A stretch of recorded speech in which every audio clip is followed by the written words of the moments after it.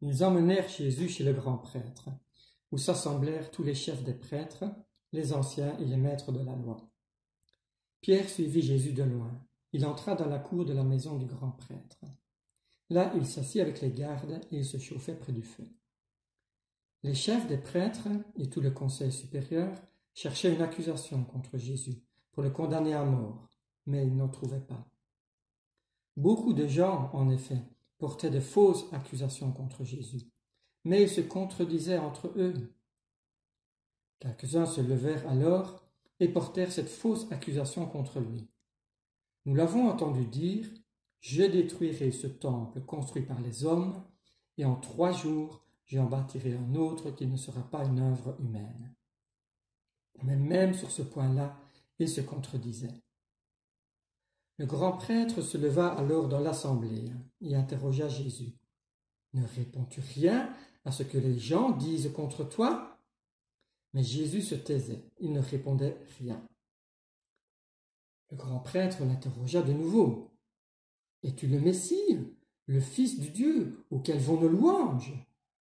Jésus répondit, « Oui, je le suis, et vous verrez tous le Fils de l'homme siégeant à la droite du Dieu puissant. Vous le verrez aussi venir parmi les nuages du ciel. »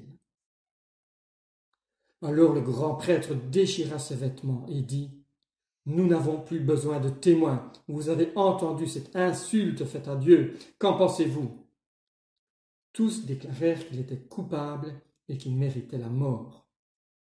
Quelques-uns d'entre eux se mirent à cracher sur Jésus.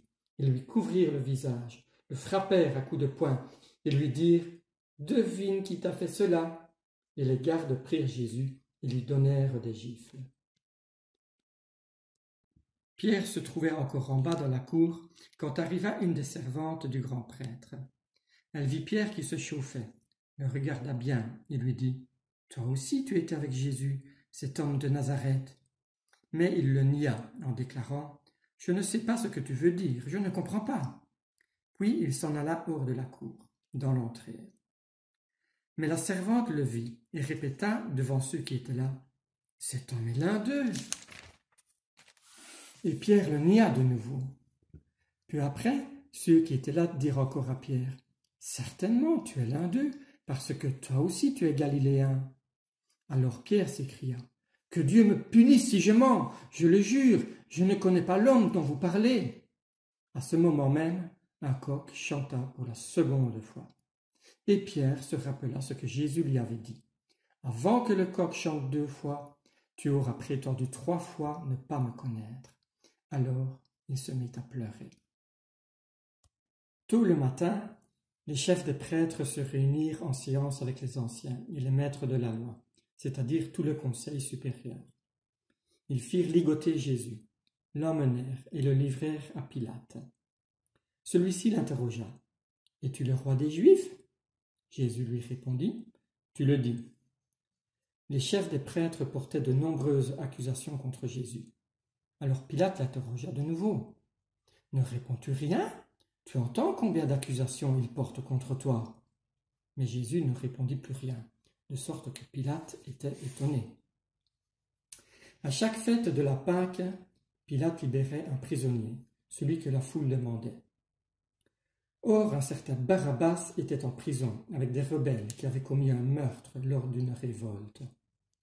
La foule se rendit donc à la résidence de Pilate et tous se mirent à lui demander ce qu'il avait l'habitude de leur accorder.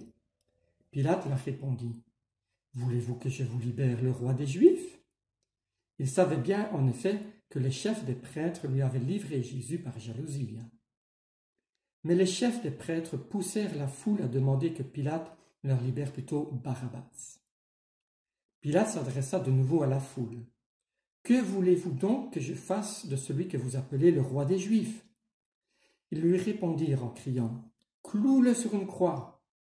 Pilate leur demanda « Quel mal a-t-il donc commis ?» Mais ils crièrent encore plus fort « Cloue-le sur une croix !» Pilate voulut contenter la foule et leur libéra Barabbas. Puis il le fit frapper à coups de fouet et le livra pour qu'on le cloue sur une croix.